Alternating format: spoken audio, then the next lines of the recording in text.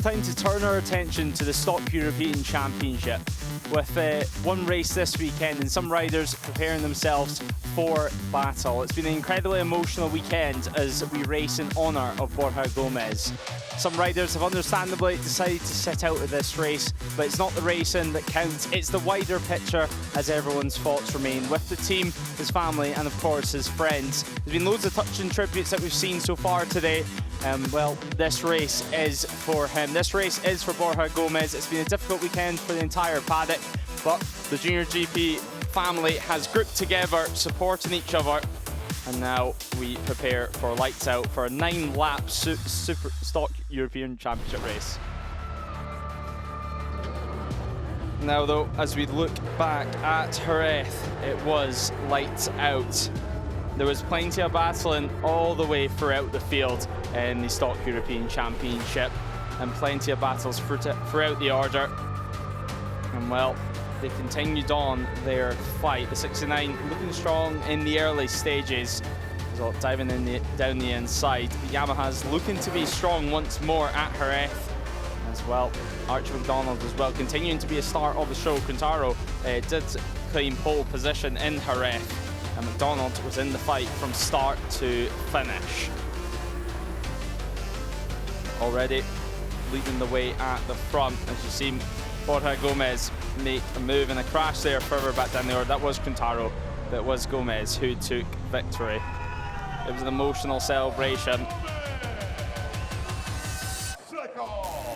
for a true talent, a true rider, and a rider who will never be forgotten. And well, as we prepare to race in honour of Borja Gomez, for everyone in the paddock, it's a 9-lap race. A reduced grid, understandably, some of the riders deciding to sit out, which was expected going into this weekend. There's not a right, there's not a wrong decision.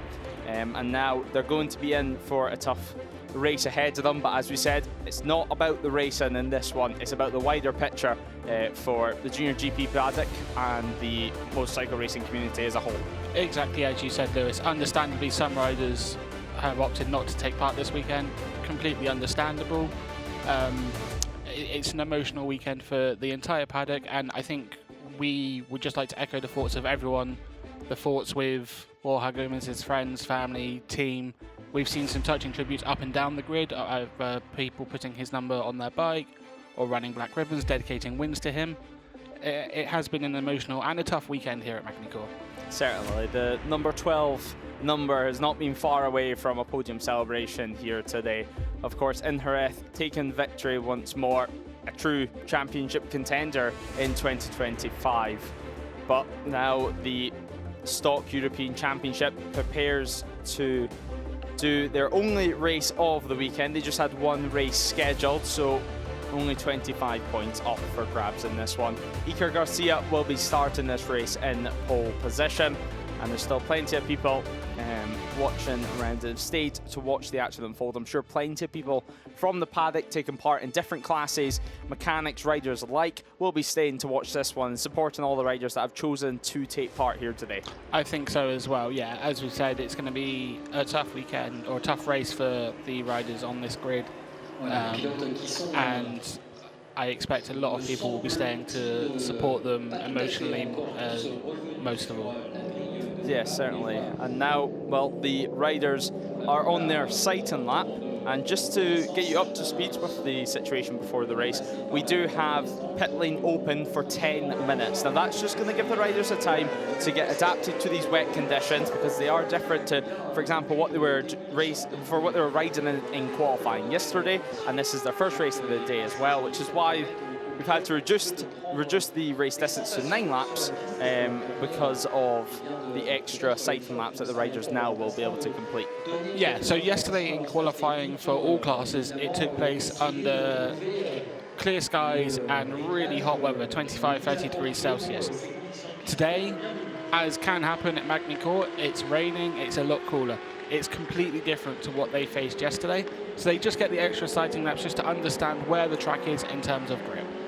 Yeah, and well, this is their opportunity to understand the grip available on the circuit. They'll be wanting to avoid the curves and the white lines throughout the race. And you can see, as Jack mentioned a couple of minutes ago, that the black ribbon on the front of some of the team's fairings. Some teams opting to run his number as well. You can see number 12 actually on the right hand side of the bike. So touching tributes. Plenty of teams as well showing pit boards with his number on it as well. Borja Gomez is number 12. And well, it's moments like this where the paddock really groups together and shows their love and support for each other. Exactly. Obviously, when you get a tragedy like this, everyone comes together to support everyone, and that has been on display all weekend here.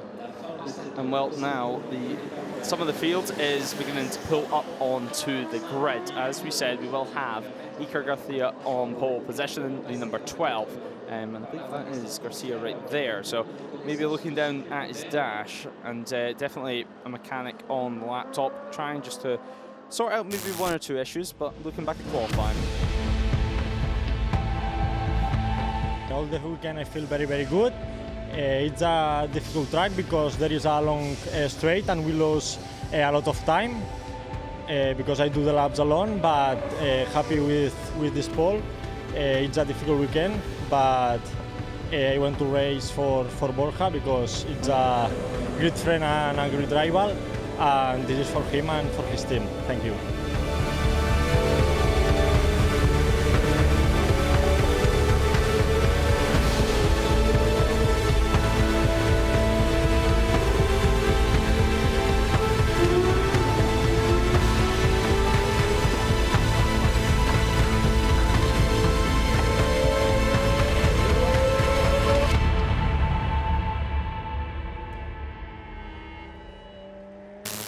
So a loving tribute there from your pole sitter, Iker Garcia, as dedicating the pole, as you would imagine, to Borja Gomez, stating that he wanted to race in honour of him, as did the rest of the riders on this field. As we shouldn't be too much longer from getting underway.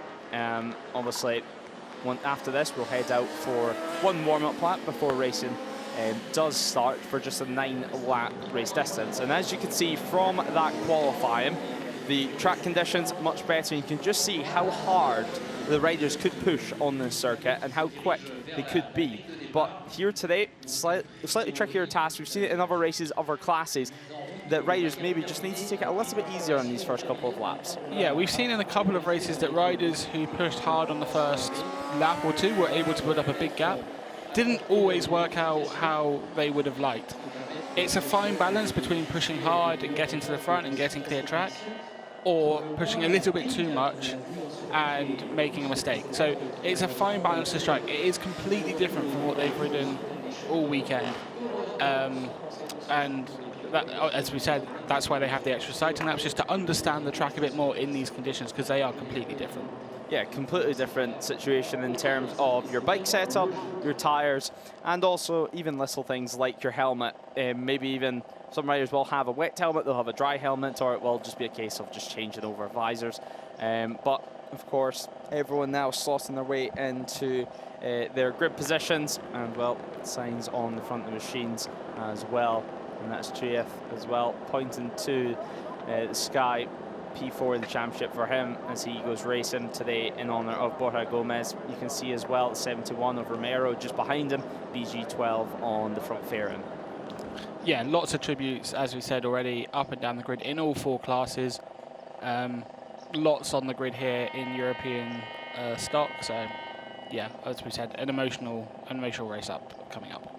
And well, we're not too far away from our warm-up lap, I do not believe. Now, Falungi sitting on the grid at the moment, so the number 10, it has been an okay season so far. He's yet to stand on the podium, but started on the second row of the grid in this one.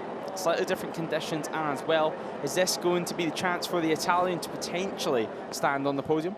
It is a chance. As we said, rain levels things out, and it could be that Fellini enjoys these conditions a bit more than some other riders. But on the other hand, it's an unknown because it's the first time they faced them all weekend. Yeah, going into this race, it is a complete unknown for a lot of these riders on what the pace is going to be in the wet conditions. Of course, tricky conditions out there for them to adapt to as well. So P5, that's going to be Venturini. Of course, another Italian.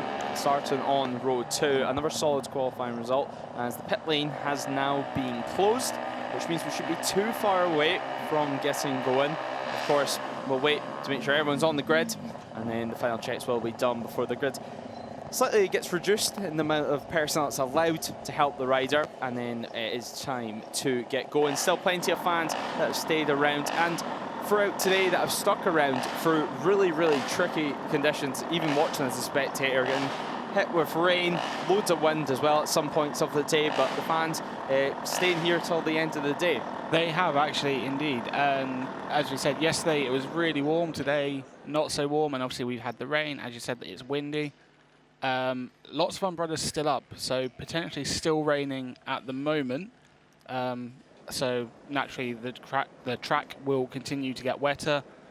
The sighting maps will give you a reference, but as we said, conditions change all the time when it's like this.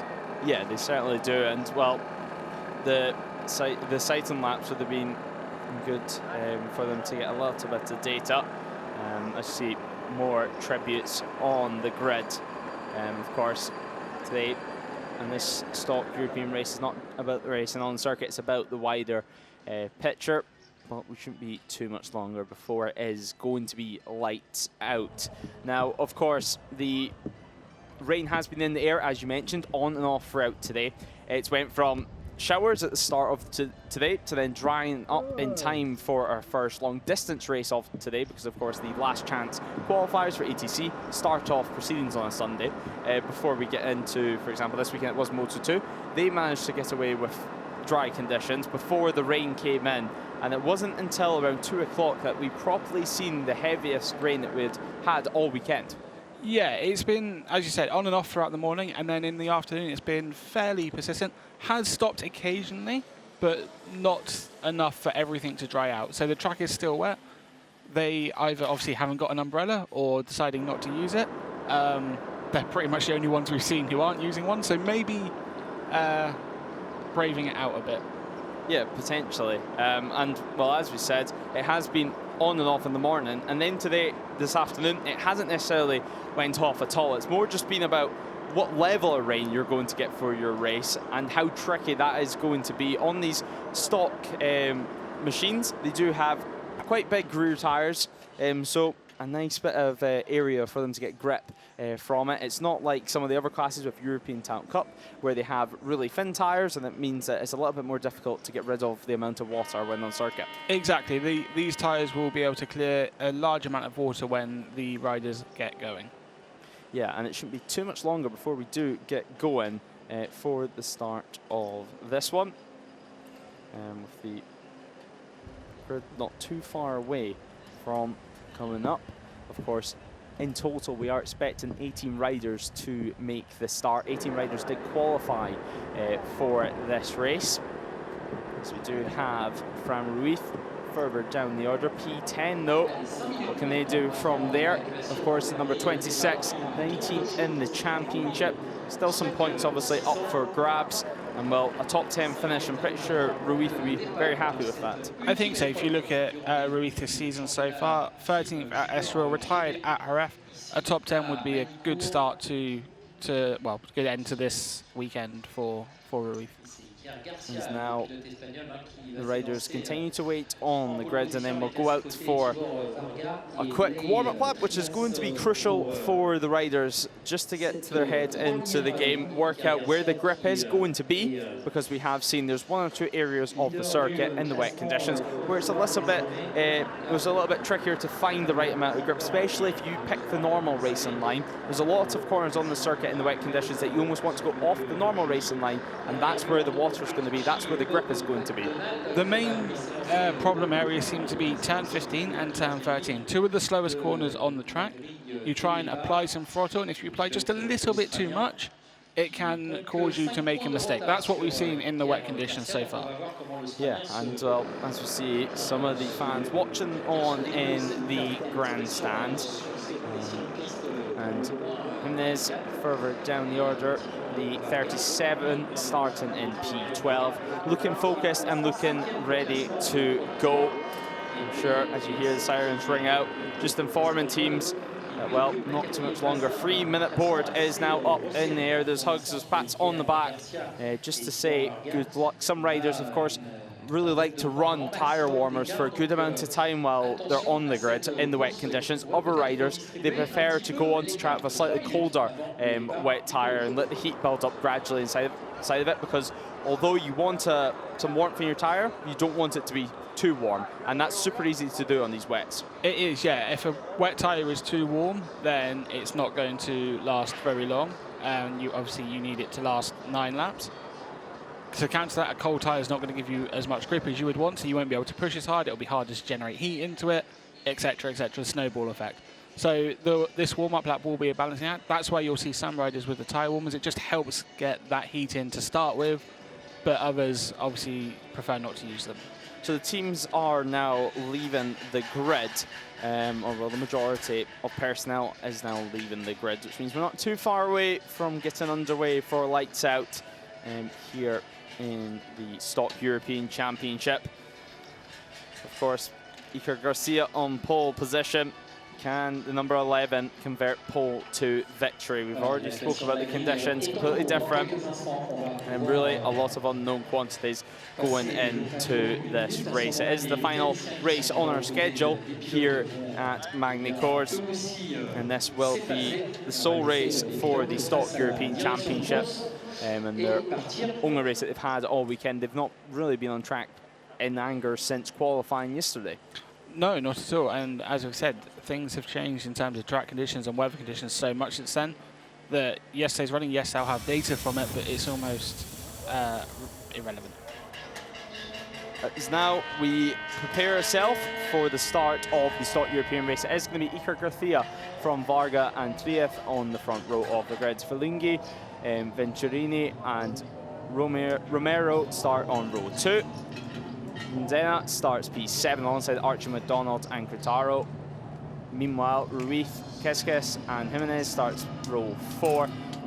Capote, Pasanisi and Van Rosmalen start on row 5. Darlano, Rodriguez and Emmanuel Brinton rounded out the 6th and final row. 18 riders starting this one as we expected. 18 riders racing in honour of Borja Gomez, who of course will keep in our thoughts all the way throughout this race, as we have all weekend. A rider will never be forgotten as we head out on our warm-up lap now to start that warm-up process, getting your mind up to speed, getting the bike up to speed before we head out for lights out. It's going to be a real crucial start to this race.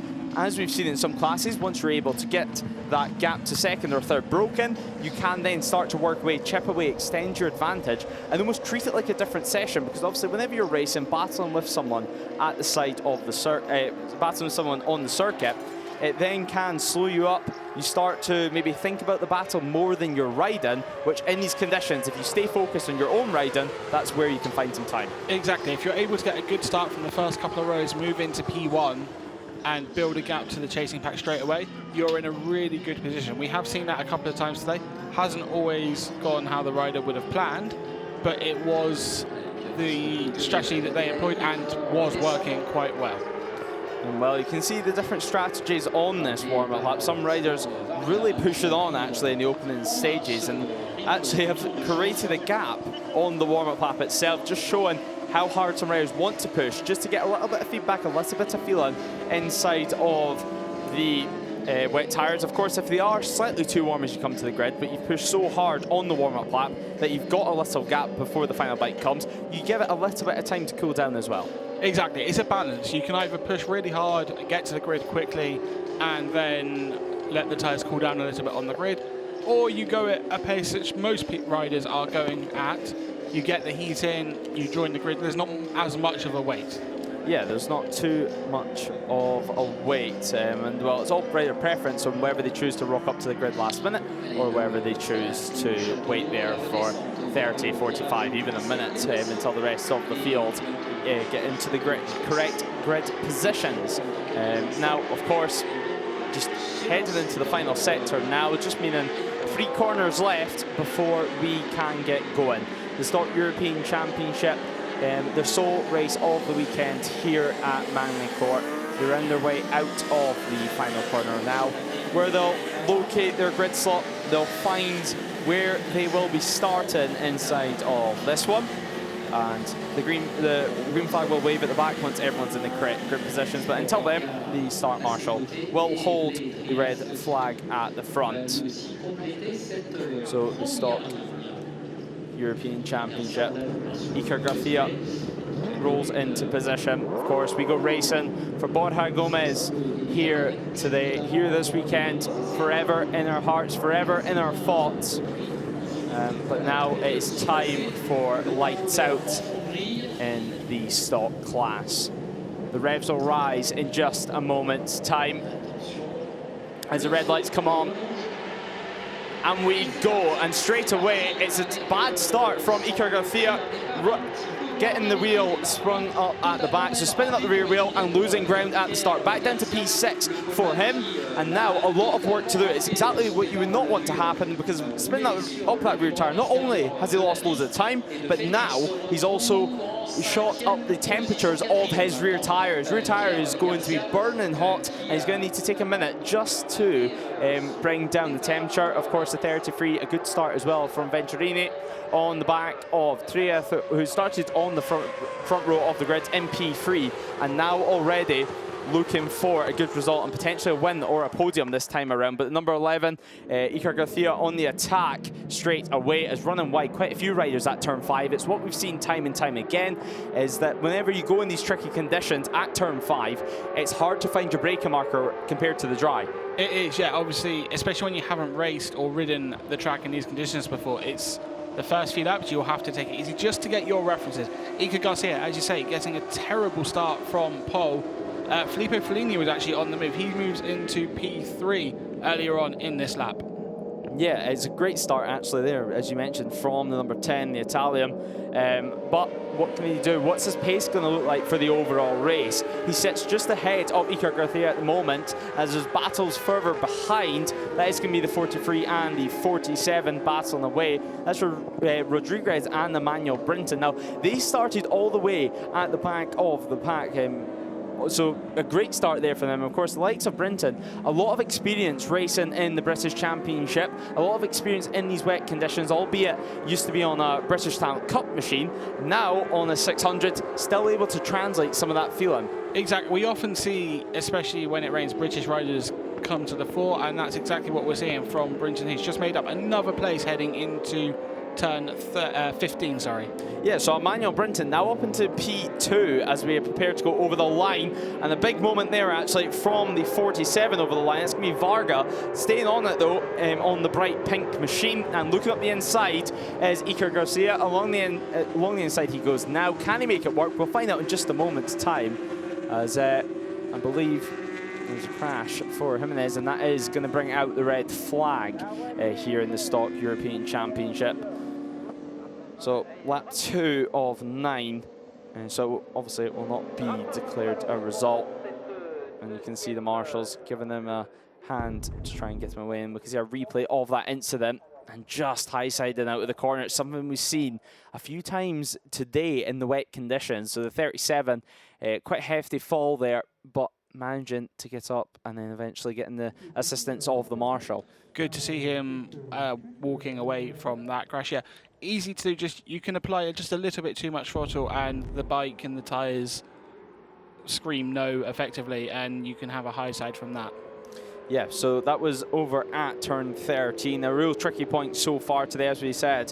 One of the slowest corners on the circuit. We're trying to get the power cranked on as soon as possible. And with this red flag coming out on the second lap, that is going to bring us a restart, hopefully very, very soon.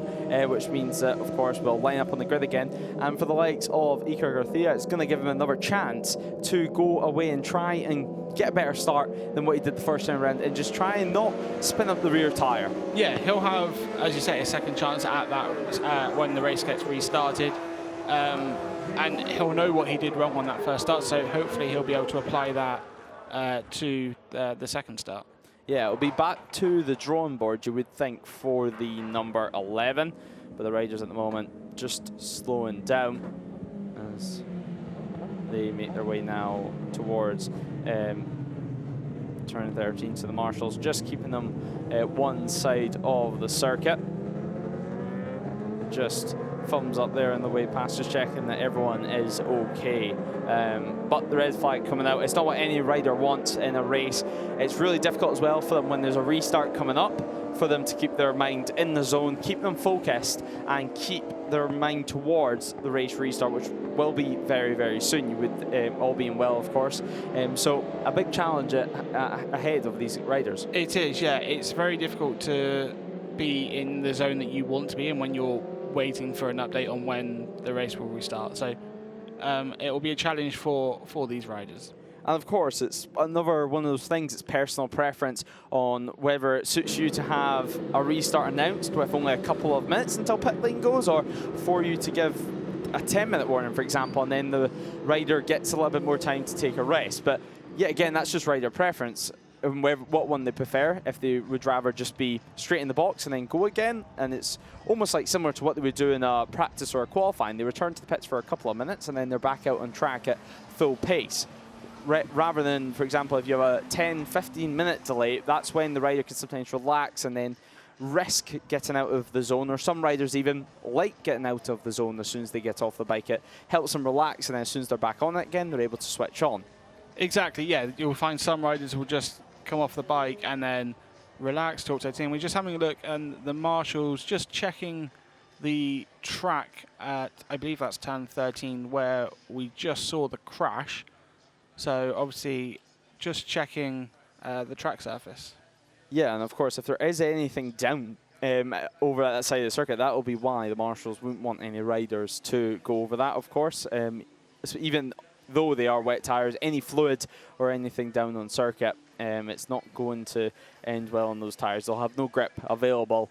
So now back into the pit lane, and well, the teams at the moment staying calm, staying focused, and well, in terms of the 25 that was Keskes, having just a time to relax with a family atmosphere down in the pit box, I think it's fair to say. Yeah, obviously a lot of these teams know, or the riders know the teams very well. They've spent a long time with them, so as you say, family atmosphere for a lot of them.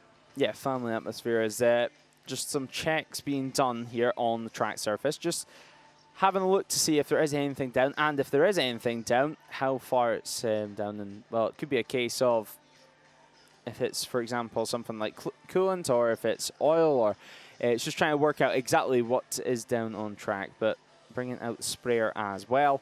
And hopefully it shouldn't be too long to get this going. But of course, if it is any fluid down, we do know as soon as you have a wet track, and if something, for example, like oil goes down, it tends to spread a little bit more than what it would in dry conditions, and it's a little bit harder for the officials to clean. It is, yeah. Oil and water is obviously not a good mix, so obviously they will check this thoroughly before anything gets announced in terms of a restart.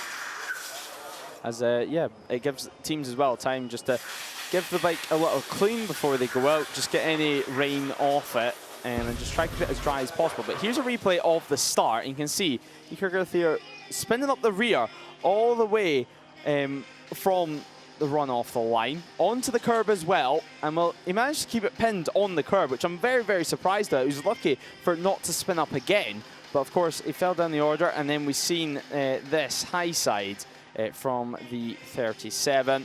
And the bike was lying there for a little bit of time, obviously, while the marshals attended the rider. Manuel Brinton as well having a moment, as was the number 10. So Felingi and Emmanuel Brinton, really, really close moments. You can see actually from multiple riders how hard they're trying to push out of that final corner. And well, yeah, number 10 doing a good job to stay on. Yeah, we saw them both running away basically on this shot, but we didn't see what happened to cause that. And obviously now we know, two massive moments, one for each of them. But thankfully able to keep it upright. Yeah, they certainly are. And now we do indeed have slightly heavier equipment out on circuit. There will be some towels down, just try and dry it before they can clean it. And then hopefully we shouldn't be too long until we can have a restart announced. But it has been tricky conditions for a lot of these riders, a lot of the field as well. real tricky conditions to adapt to in terms of setup and also mentally on the bike and their riding styles. A lot of the riders do change their riding styles quite significantly in the rain. You tend to sit a little bit more central on the bike, tends to be a little bit less weight transfer on the bike as well. You're just trying to keep everything as stable as possible while you're racing these wet conditions. Exactly, and actually we can hear some more rain falling on the camera at the moment by the sounds of it, so things in terms of track conditions not improving. But yeah, personal preference, obviously, about riding style. We saw a lot of times people just tiptoeing through corners, taking their time, not putting too much lean angle in, just to make sure that they weren't pushing too hard. Yeah, exactly. It's a fine margin in these conditions of when you're pushing too hard, you're not pushing enough, or perhaps you're not necessarily doing anything too risky, but you're just overriding the bike. And sometimes if the setup isn't how you want it, you do tend to override the bike, and that still doesn't give you lap times. But some smiles down in the pit box, there's still some high spirits ahead of this restart. But as we were saying, it's super easy to override these bikes, especially the 600s. A lot of riders have plenty of experience on 600 racing. It's nearly a bread and butter category in motorcycle racing. So it tends to be, if the bike's not set up properly, that can sometimes be when you go slower, is when a rider tries to make the difference, but is trying just that bit too much. Exactly. The 600 bikes are obviously what people... Sorry to change the topic so quickly. It will be a 9-lap race still when we get underway. No time for pit lane to open yet, but when it does, it will be open for just 1 minute. Yeah, and of course, there'll be original grid positions, and that'll be because we've completed less than 3 laps of race distance. So it'll be declared basically a new race. So we'll be going from the original grid positions, and then we'll take you through the grid, which does mean, and is good news for the number 11 for Garcia, who's going to have another opportunity.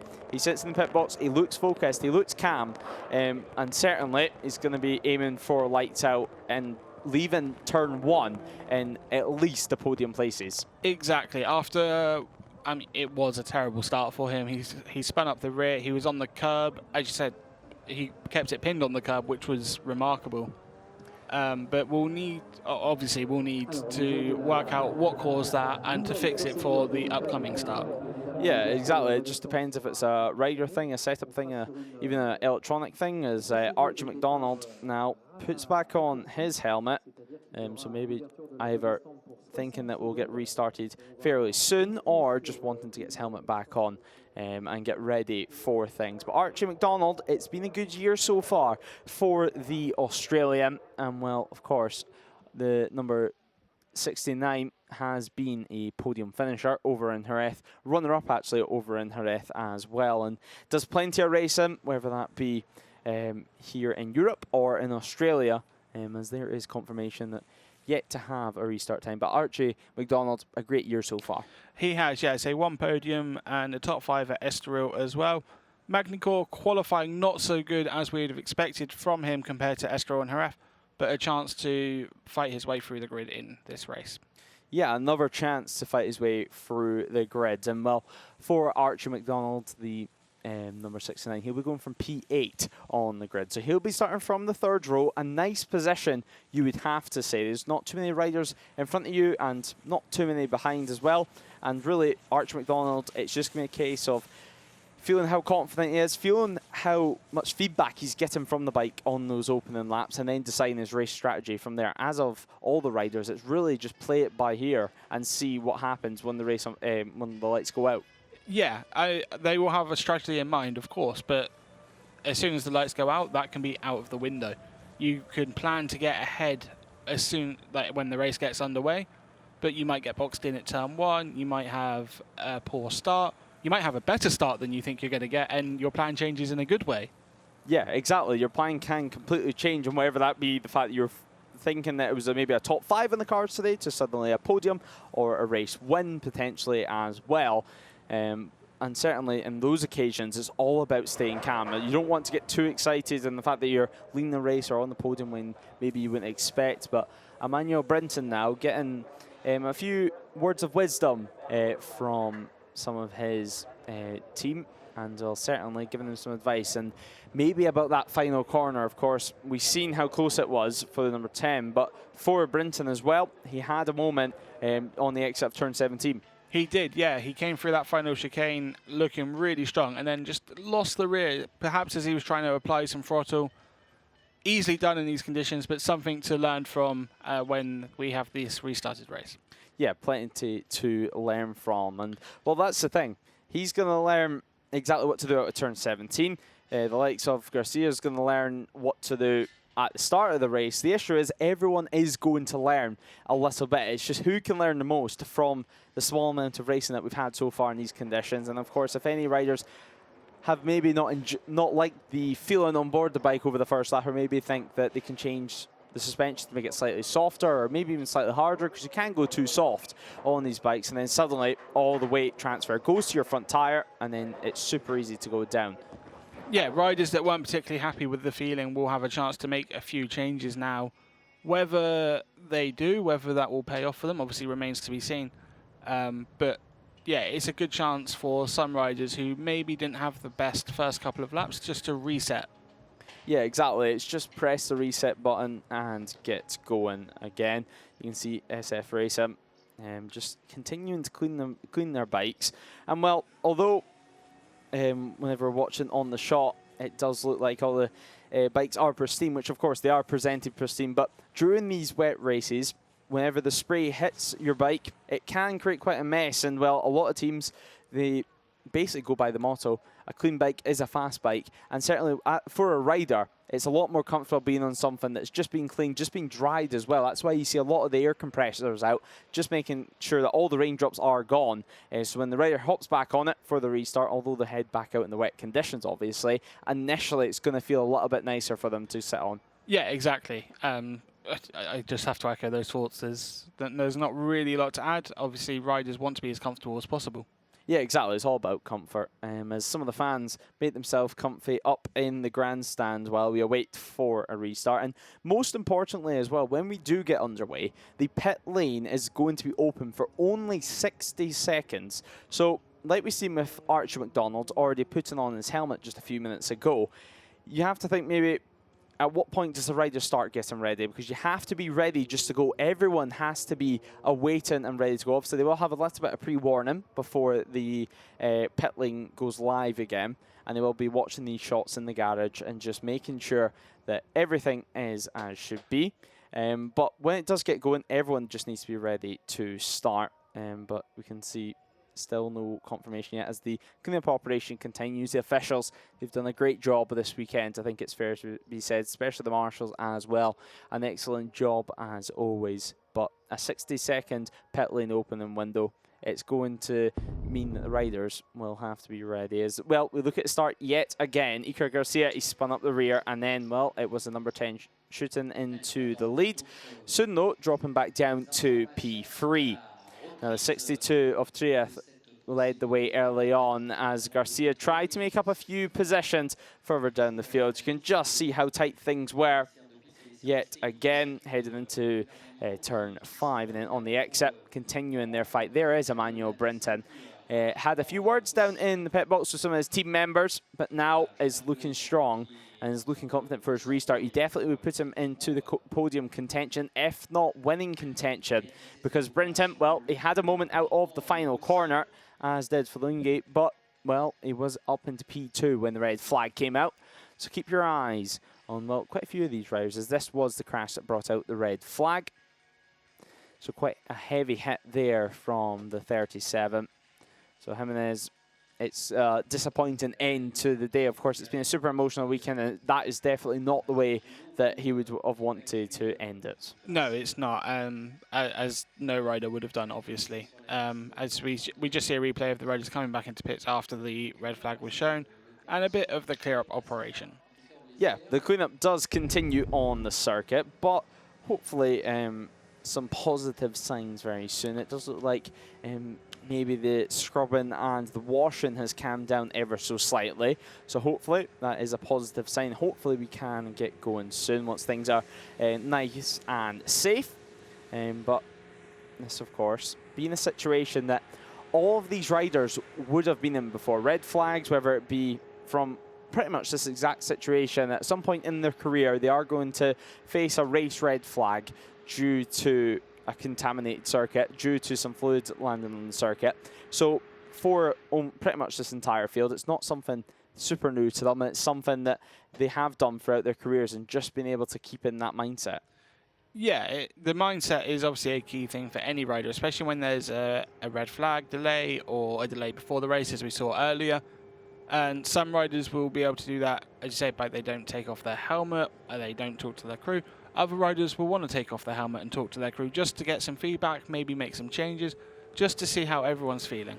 Yeah, exactly. And also with the feedback and with the riders watching these pictures in the pits, they are going to be seeing exactly whereabouts the contaminated circuit is, as we do have a time for a restart now. Actually, we do have 4:45 in the evening, so that's around 10 minutes from now, and it'll be open for 60 seconds before we get underway for a 9-lap race.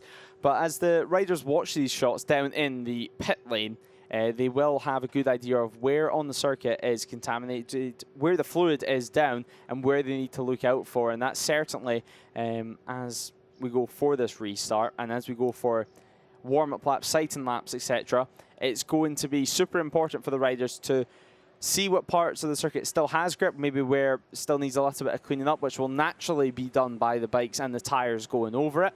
But it's all about who's able to push on the contaminated part of the circuit, or what was the contaminated part of the circuit, because some riders maybe for 1 or 2 laps want to take it a little bit easier. Yeah, exactly. They'll see where on the track this is happening, where it's being cleaned up. The warm-up lap and the sight laps gives them a good opportunity just to assess those conditions. We just see a bit of work on the curbs now as well. I think just a bit more tidying up. But yeah, the riders would have seen where they can, or where this has happened, so they'll know where to be a bit more careful, especially on the warm-up and sighting laps, just to assess what those conditions are like. Yeah, it's all just about assessing the conditions, but with less than 10 minutes to go until hopefully we have a restart here in the Stock European Championship. And, well, it's going to be another opportunity, as we said, from the front row of the grid from Iker Garcia. And the number 11 so far this year, of course, took the opening win of the 2025 season, took the win in Estoril. And, well, he's currently having a good run of form, of course. Raced in this championship last season, finished P9 in the standings as well. And, well, P2 was the best finish as well of his career in this championship until 2025 rolled around, and until Estoril rolled around for the Yamaha GV Racing rider. But of course, number 10, Italian of Filippo Fulinghi. Plenty of experience as well, whether that be in the Junior GP category or here in the Stock European Championship. With him being Italian, of course, from Bologna, he had plenty of experience as well in different paddocks, whether that be the Junior GP paddock here or over at World Supersport, or even some other national championships as well. And he'll be hoping for a good result this round. Best result so far this year for the number 10 is just P8, and it looks like he could be on course to finish inside the top 5, all being well. And of course, Fulinghi as well previously raced at likes of Rossi's Ranch, or rode at Rossi's Ranch as well. So the Italian, some good connections anyway in the motorcycle racing world. You can see the B.G12 sticker on the 69 machine. So great tribute once more from Archie McDonald, who looked ready to go about 10 minutes ago. And I'm sure once we are ready to go, Archie McDonald is going to be on the pace as it's ready to fight. As you can just see, though, the riders sitting with their helmets, the levers on, not speaking too much, and just remain nice and focused as all the team try to get themselves into the camera shot, try to get themselves on television, which you can't blame them for. But still, some fans watching trackside, waiting for the action to get started once more. It's just ticking to 20 to 5 in the evening here at Magny-Cours, which hopefully should mean 5 minutes to go until pit lane will open. As we said, original grid positions as well for a 18 rider grid, or well, it should be slightly reduced now, of course, after David Jimenez's crash. But we've had a great day of racing here in the round 3 of the JuniorGP World Championship. Of course, plenty of battles in the JuniorGP class, the Moto2 class, and the ETC class, as now we prepare ourselves for their sole race of the weekend, the Stock European Championship. And, well, 25 points up for grabs, and with there being slightly less races in a Stock European Championship season, you have to say every single race, with them being less points up for offer throughout the year, it's going to mean every single race is going to count that bit more. Yeah, with only one race per weekend in this class, it counts more. You don't have the chance to maybe recover some points that if you have 2 races in a weekend, you can. Yeah, exactly. And, well, we've seen some mistakes this weekend in other classes and other championships where then maybe the riders got almost a second chance to get some points from this weekend in race 2. However, here in the Stock European Championship, that's not the case. It's going to be absolutely flat out as well. We see further discussions down in pit lane. Actually, quite a relaxed CIP Green Power box there. Yeah, very relaxed. Obviously, just waiting for this restart. We know that pit lane will open in just under 4 minutes. So they'll just be getting final adjustments ready if they haven't made them already. Just getting the rider back in the zone ready for the pit lane to open. Yeah, they will indeed. And, well, as you mentioned, just a few more minutes before we get underway. You can see some of the teams actually already starting their pack up as well. Super professional outfits here at JuniorGP, super professional teams as well. So it does take a good amount of time for them to pack down their boxes at the end of the day. But you can see some of the mechanics having a laugh down in pit lane and definitely just trying to keep the vibes high, keep the vibes positive ahead of this restart. Exactly that, trying to keep everyone in the right headspace, if you like, ahead of this restart, because they know with these conditions, it does look brighter outside. I can't tell if it's still raining. We can't hear anything hitting the camera through our headsets, so maybe the track is also drying up. Another challenge for these riders. It probably won't get completely dry. It's not warm enough for that, but they are going to have to manage the tyres if it does start to dry up and if a drying line does appear.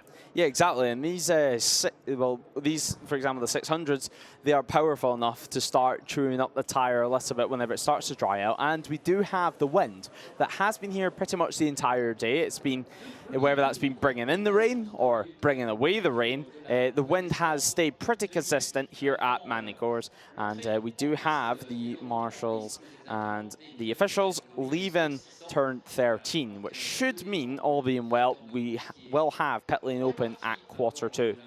It should do, yeah. We can just see the safety car driving away from where they were checking the track and cleaning it up. So, all being well, in just a couple of minutes, a minute and a half or so, pit lane should open.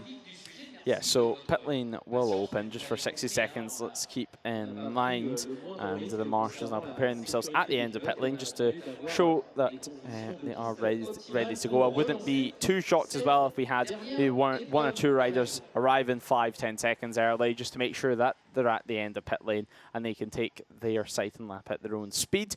But as you mentioned, the car now back into pit lane. It'll park up in its designated position just by Parc Fermé, which of course we'll hear from the riders after the race has been completed down there to get their thoughts after round 3 of the season. But just 1 minute now until pit lane will open, and well, for the rest of the teams, the cleanup operation does continue as they continue to pack away. But for the Stock European Championship, it is all focus and it is time to go racing once more.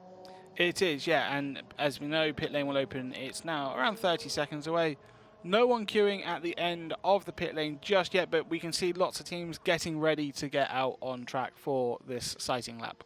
Yeah, definitely preparing the bikes just for that 60 seconds. You have to have everything pretty much prepared, because if there is an issue, even something simple like the tire warmer getting stuck in a part of your front mudguard, or whether that be your rear mudguard, it can just cause you to lose those valuable seconds. And 60 seconds when you're getting the bike off the paddock stands and off the tire warmers is not a long time. But you can see pit lane is open now. The riders are now making their way to pit exit. They had the bikes ready before pit lane opened, just a few seconds beforehand.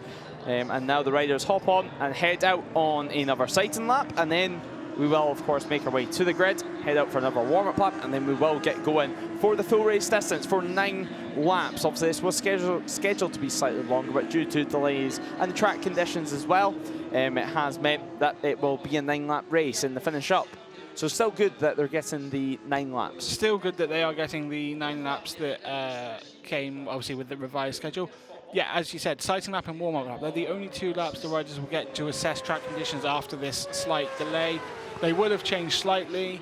It looks drier than it did when they first started the original race. So they'll now have to adapt their braking references again, their turn-in points or lean-in points, etc., for these new conditions. Yeah, exactly. And well, you can see still some spray coming off the rear tyre as well, but a slight dry line beginning to appear other parts of the circuit. So we could get into a situation where really you wouldn't want to think about going on to slick tyres, but you're going to have to manage the wet tyres, which going down some of these straights, we've already spoke about it today, as the weather's just been so chaotic. But it's all about even going down the straights, some of the back straights as well, between 3 and 5, and even turn 13 and 15. Just going off that racing line, off the part that's constantly getting dried, and onto the wet stuff. And just doing that throughout the race can make a huge difference to your tyre life by the end of it. Exactly. If you can keep your tyres a little bit cooler through those well, you mentioned the 2 sections plus the run from the chicane to someone. It's a shorter section. You then have to get back to the right for the fast left-hander, so it is a difficult one to use to cool tyres. But it is something that some riders will look at doing, I'm sure, if their tyres are overheating. Yeah, exactly. If they get into a situation where they have to cool tyres no matter what, we might see a couple of people trying it on the front straight. But you don't want to go too tight on the run to turn 1, because that sets up turn 2, then turn 3, and suddenly you've lost all that time all the way down to turn 5 in the long, long drag as we come to the end of our sighting lap. So the teams, 1 member waiting for them, and this is also a slightly different scenario. They're used to sitting on the grid, everyone around them, the team members around them, an umbrella above them, and they have a couple of minutes before we go. Meanwhile, now it's going to be 1 team member on the grid just to show them where to place themselves and check that everything's okay, and then that will be it. They are out on their own on the circuit. Exactly. We just see here for Iker Garcia, just a quick good luck, mechanic checks everything's okay, and then leaves the grid. Yeah, so mechanics now will leave the grid. Varga, a handshake. So Tabor trying to match Iker Garcia on this race, or even better, who is going to take victory here in the Stock European Championship. So the 30-second board has been shown to these riders, and now we will head out on our warm-up lap, and of course will be Iker Garcia on pole position once more, with Varga and Prieth on the front row of the grid. Felinge, of course, we've seen a moment from the number 10 out of turn 17. He'll be hoping to rectify that this time around as he goes alongside Venturini and Romero. Lundena and Archie McDonald go alongside Gritaro on 3rd row of the grid.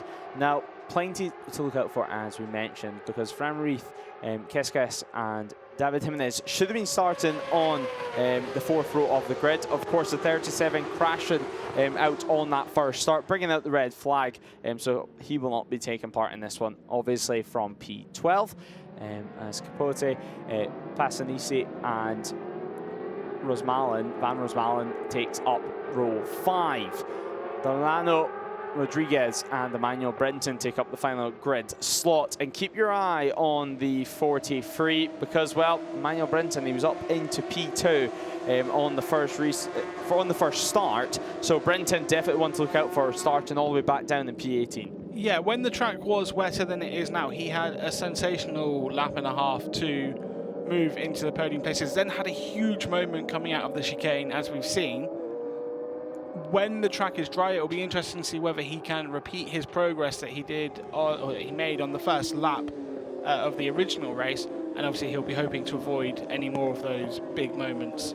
Yeah, and I mean, it was nearly a synchronized moment out of turn 17, and maybe one of those moments where you're relying sometimes subconsciously on the rider in front of you a little bit too much, and suddenly you see the bike in front of you, go on to the power, and then you try to do the same, and, well, you have a big moment and nearly an off and a race-ending moment, potentially, for Emmanuel Brenton.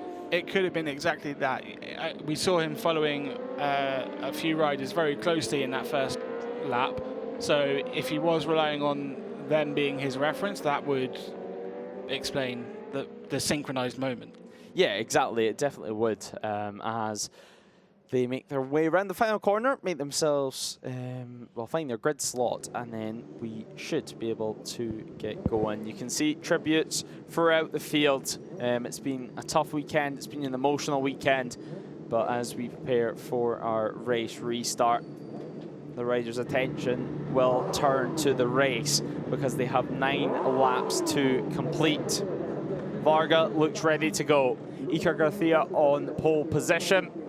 Who is going to claim victory this time out? The red lights are on, and the red lights are off. A far better start from the number 11. Is it going to be good enough to lead into turn 1? Iker Garcia, it looks like not. Back down to P2 now for him. So the number 11, second position. And keep your eye out for Emmanuel Brenton on this opening lap and where he can find time. Already making up a few positions further back down the order, but now we head round on to the back straight, leaving turn 3. It is Garcia in the lead once more, as heading through our curb cam towards turn 5, trying to find your braking marker. On the first start, we've seen time and time again riders running wide, missing their braking point. Varga remaining in P3, but it is going to be Filippo Fellini looking up the inside as well. P4 potentially for him if he can make that move work. And there's a big out of the seat moment there from one of the riders that looked to be the 62. So 62, a massive out of the seat moment as he continues. So Trieth dropping back down the order to P5 and under pressure already. Yeah, first of all, a much better start for Iker Garcia. He did drop one position, but was quickly able to get back into P1. Blythe Schliass up into third, with Filippo Fellini in 4th. As now we continue on, and we continue out towards, as Garcia has a moment actually on the rear. He tries to get on the power before heading to the short run towards turn 11. There is Emmanuel Brenton in the battle, just around the top 10 mark. P9 at the moment for Brenton. On the 43, of course, started P18 on the grid, although obviously only 17 riders took the start. Brenton was still required to start in P18 with original grid positions, but now exiting turn 13 and making their way round the sweeping left-hander of turn 14 before they are heavy on the brakes at turn 15. And then we head towards 16 and 17. This is where we've seen a moment from quite a few riders on the exit of turn 17, on the exit of this chicane. Hopefully, none of the same this time around. Definitely the top 4, all nice and clean and over the line for the first time of Askin. Iker Garcia, it's 3/10 of a second, the gap between himself and Venturini, as well, we look for Emmanuel Brenton P7, so 11 places gained on that opening lap. Another great start from Emmanuel Brenton as he moved up into the top 10. Filippo Fellini moved into the podium places at the end of that opening lap as well, demoting Tibor Varga into P4. Yeah, so loads of action last time around at turn 5, and we did see a few out of the seat moments as well, just showing how treacherous it still is down there. And as this race continues, as the track starts to dry in some places, it's going to get even more difficult. But looking down the inside, Venturini on the 33, he looks for a move on the lead, but it's not going to be it this time around, as Filippo Fellini makes his presence known and makes himself on the number 10 into P2 as he begins to chase down the number 11 of Iker Garcia. What was interesting there is there was a distinct dry line heading into turn 5, and Fellini stuck to the wet line on the inside. That helped him make the move. Yeah, exactly. That was a case of just being confident on the drier part of the circuit. But the question is, how long can you keep doing that? How long will your tyres stay cool and stay at a reasonable temperature, as we do have a crash, and well, that is going to be a high side. The riders straight up on their feet though, and the yellow flags will be out for the field, just to warn them that there is a hazard at the side of the circuit. And well, that is Fran Ruiz up on their feet though. So the 26, a crash, and not what they were hoping for. It's number 10 at the front, takes P1 straight away, and that's going to demote Iker Garcia to P2. And well, it's the first time since the opening lap on this restart that the number 11 has been out of the lead. It is, yeah, a superb move from Fellini under braking at turn 13, and looks to be building up a gap straight away. Number 47, Varga, on the inside to promote Pier Francesco Venturini as well out of the podium places. Yeah, so the 33 of Venturini is going to be looking to find the move pretty quickly and potentially use a little bit of slipstream, as we do have a rider off. That's Emmanuel Brinton on the exit of turn 17. So Brinton, a very, very similar moment it must have been out on the side of the track, as we do have number 13 as well, a crash for Darlino. But for Emmanuel Brinton, that could have been another costly moment, and you have to wonder if the 43 is going to start to rein it in. Although we well know how much pace he has, and perhaps maybe just a little bit of frustration from not being in those podium places. Maybe just a little bit of frustration. We see Domenico Passanisi has also come down. Yeah, for Brinton, maybe just a bit of frustration that he didn't make the same gains as he made last time, but he still made a huge amount of progress. We just see Pier Francesco Venturini retake P3 provisionally. Varga does try and fight back, but the number 33 keeps P3.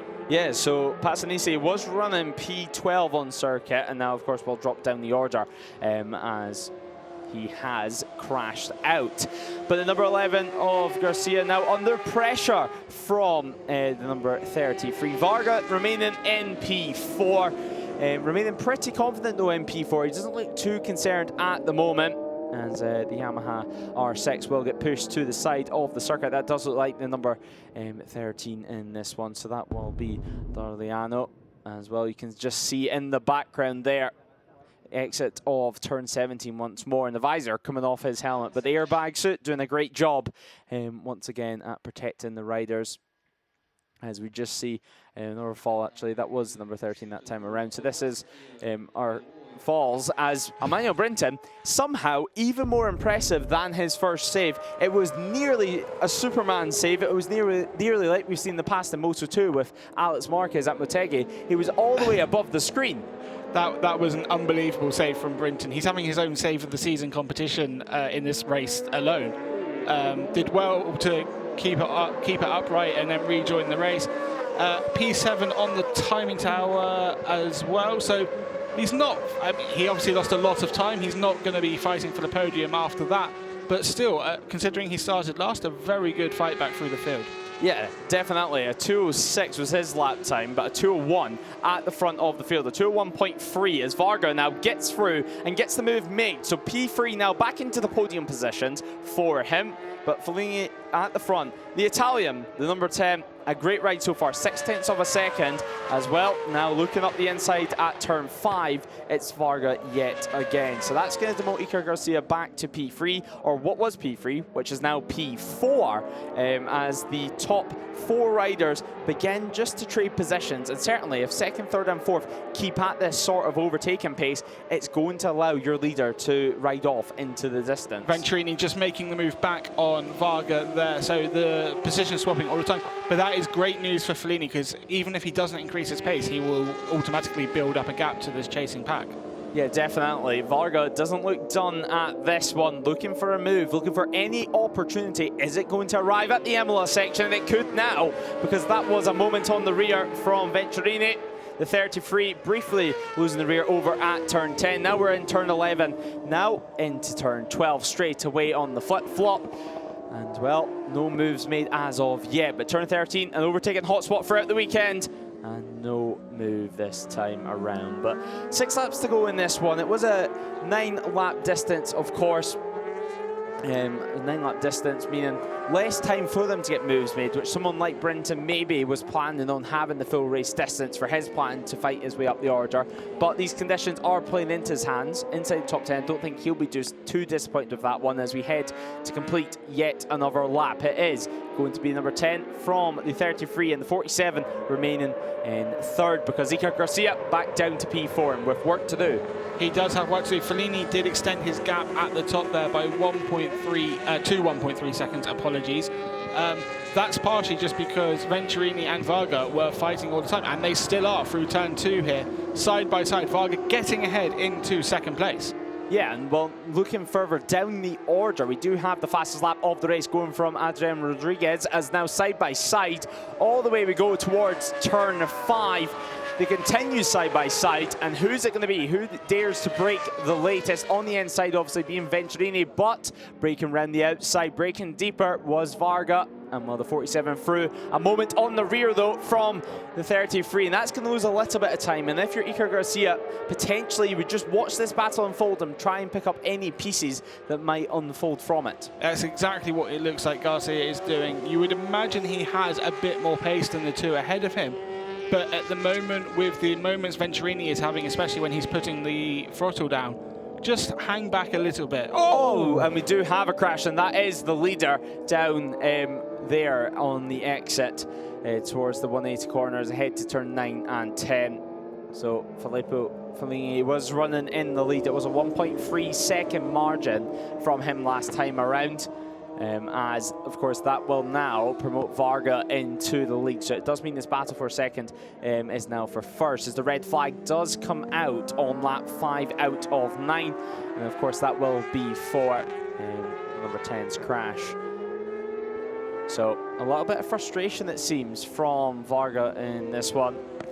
But the red flag now appearing out on lap 5 of the stock European Championship race.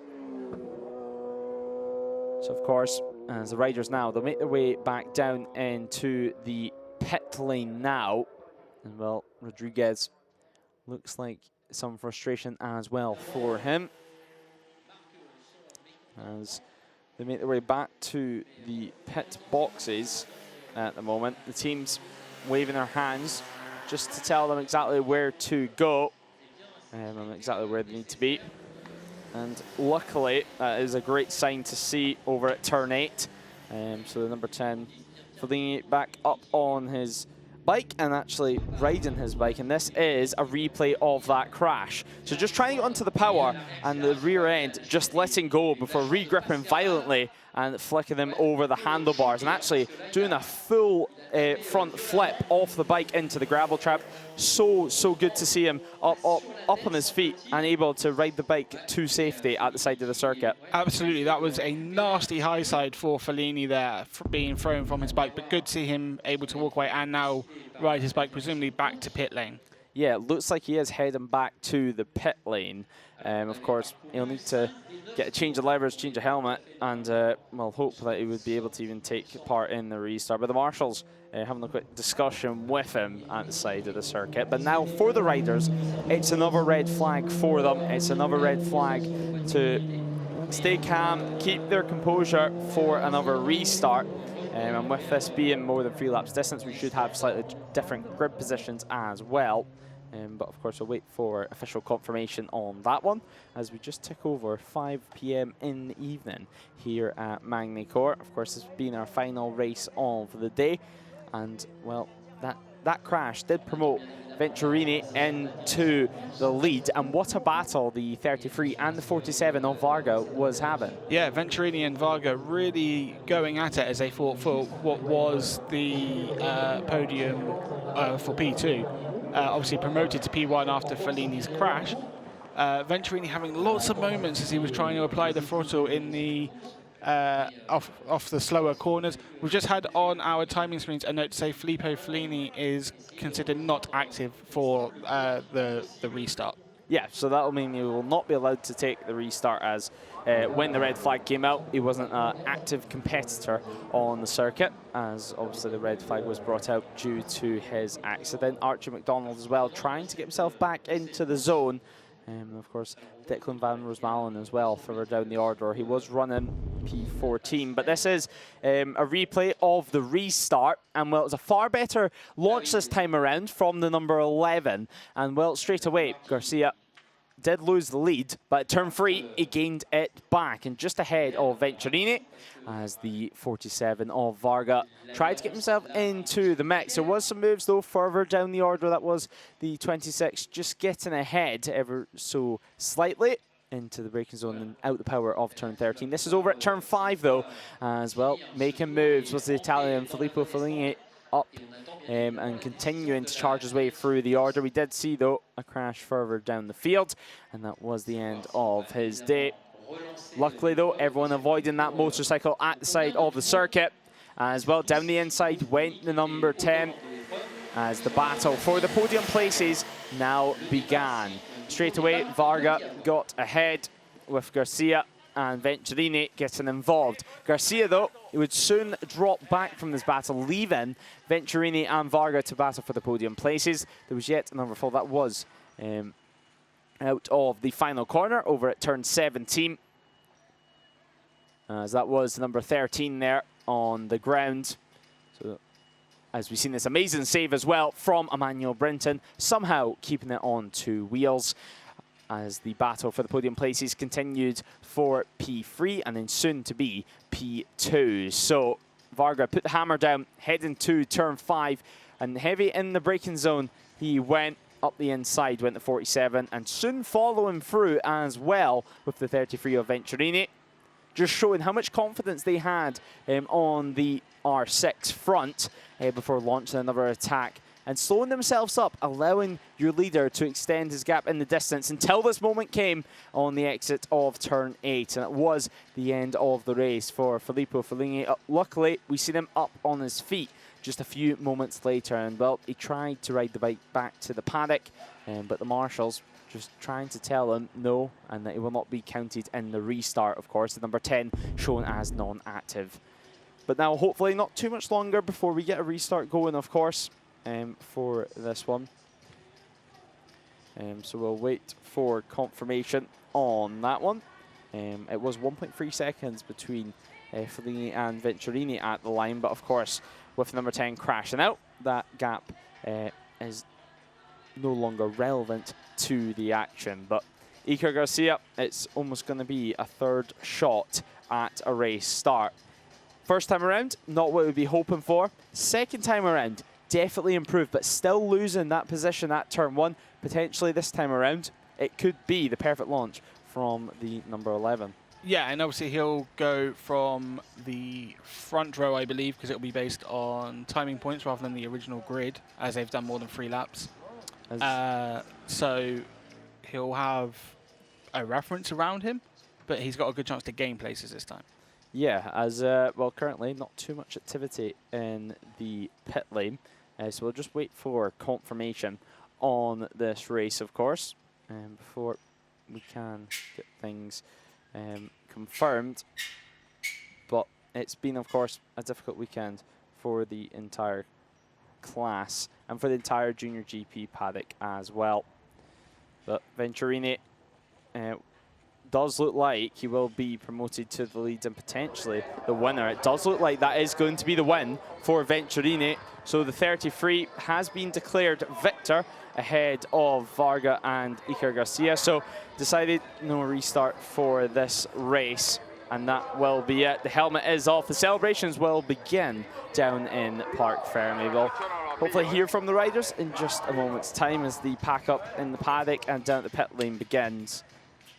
And I'm sure a moment of slight celebration, but also remembrance for Borja Gomez, who sadly and tragically lost his life on Thursday. But the entire Stock European Championship went racing today in honour of him, in memory of him, with Venturini ahead of Varga on the official results. 0.2 of a second was the gap between the two of them at the line last time around.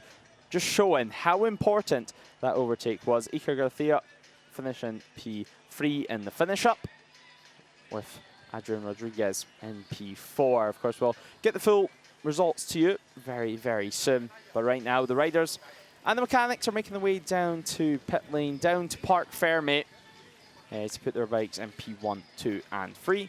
And then, of course, we'll have the podium in just a few moments. And we should be able to hear from Venturini.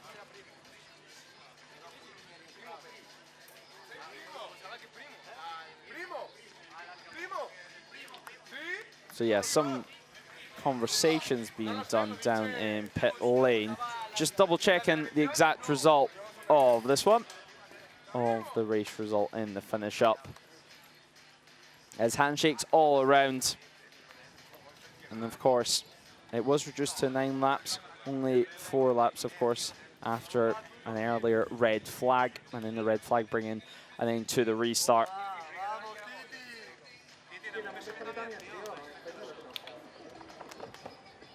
And of course, his whole team coming down to support him. So that is the P1 board. As you can see, some spots of rain as well. So the rain continuing here in France, but some smiles, P1.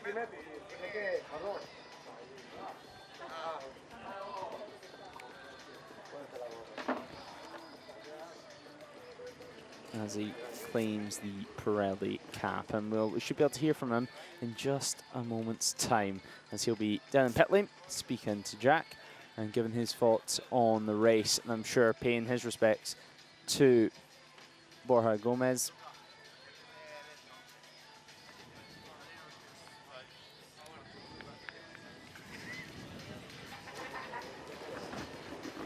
Now as well, Iker Garcia making his way to Parc Fermé. So just taking a little bit longer than what it obviously normally would to get everyone to Parc Fermé. Usually the riders would just be able to roll into pit lane and then start the podium or start the procedure at the end of the race. As you see, the pit board once more in honor, in memory of Gomez.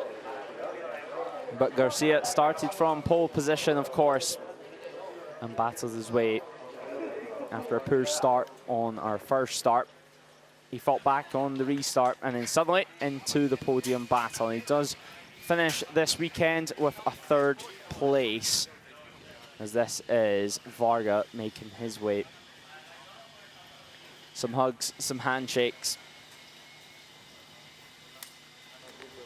and some sportsmanship between the rivals on circuit. It was a great battle between the 33 and the 47. It went all the way to the wire. As once again,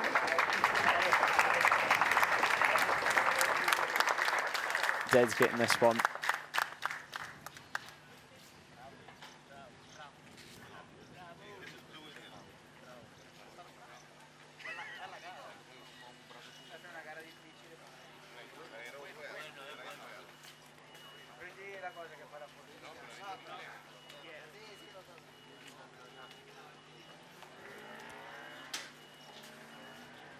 So the discussions down in pit lane do continue, where then, of course, we'll hear from Venturini as we get to see some of the moments from this race. And now, of course, you can see Pier Francesco Venturini making his way through. He did drop back down to P3 until this moment happened. Number 10 crashing out of the lead.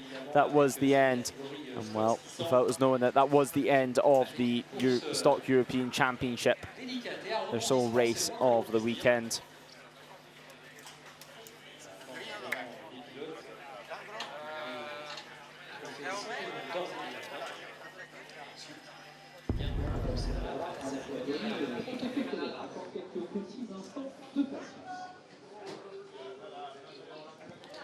Pier Francesco Venturini, it's obviously been a tough weekend in the paddock.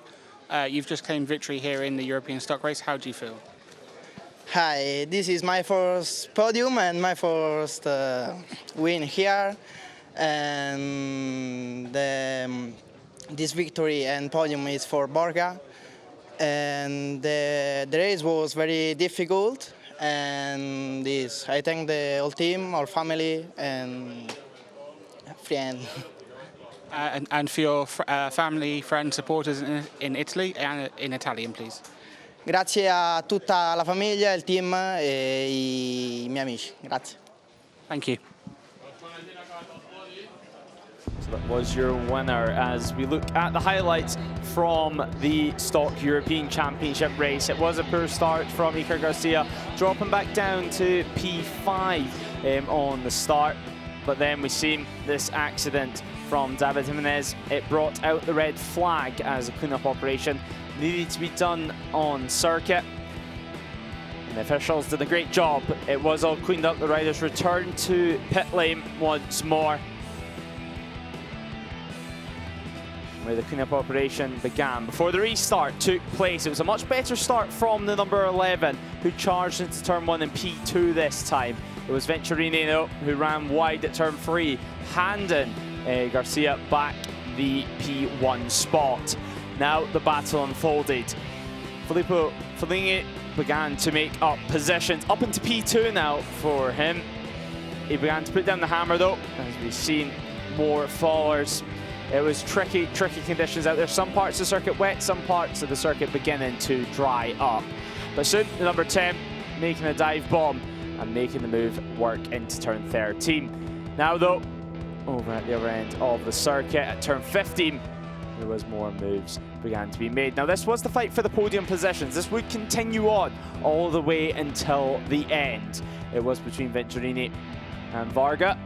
You did see one or two more falls there on the exit of turn 17, and then the number 13 as well over at turn 13. Emmanuel Brinton had this superhero save, somehow staying on board the Yamaha R6, maintaining his position all the way to the flag as well. The podium battle was also maintained all the way until the end. It was fierce on track. Moves continued to be made. Venturini diving down the inside. Some dry lines starting to appear, but the race came to a close after this crash from the leader, from the number 10. So Filippo Foligni crashed out, and this handed Venturini the victory. Of course, great to see him up on his feet, but the red flag was shown, and that was declared a result.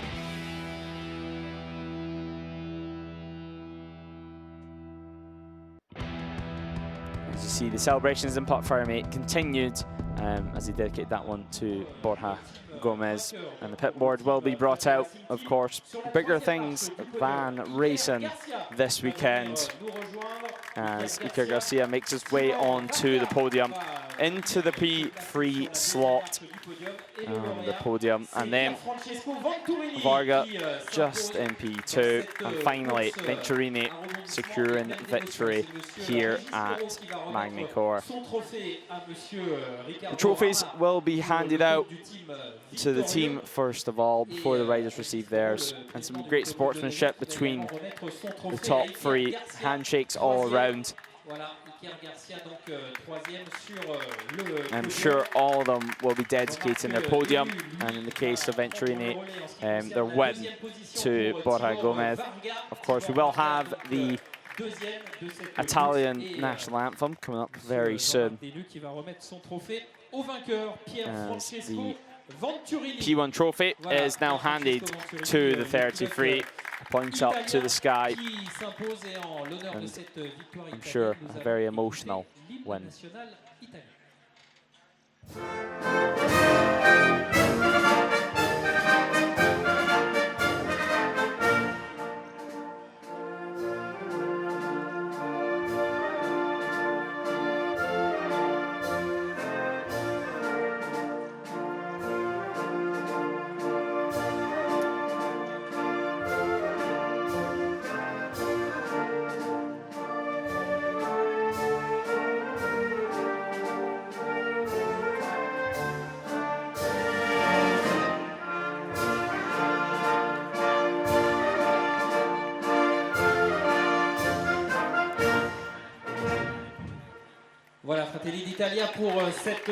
As plenty of their friends, team, of course, watch on from pit lane.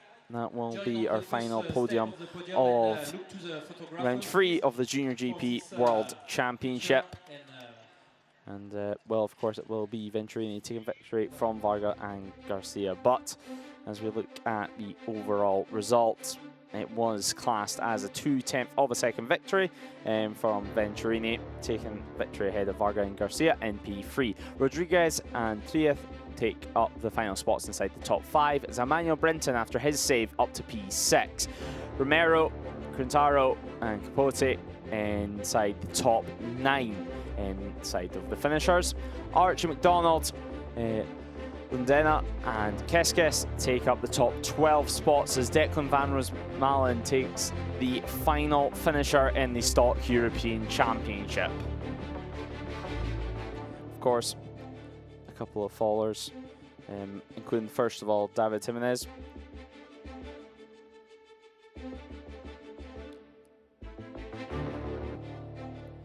As we look at the championship standings leaving France, obviously there's bigger things this weekend than racing and the championship standings. Our thoughts from this weekend remain with Borja Gomez's family and friends, and of course his team. Everyone in the Junior GP paddock remains with them by their side.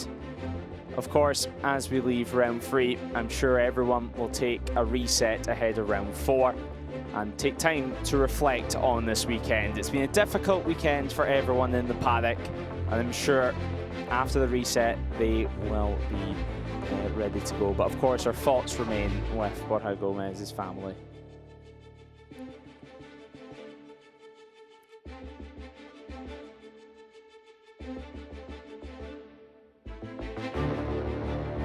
And of course, as they make their way out of the final corner, that will wrap up all the action from Junior GP round 3. Thanks for coming along the ride, and of course thanks for myself, Lewis Ray, and Jack, Amy. I'm sure everyone in the paddock's thoughts remain with Borja Gomez, and until next time, it is goodbye.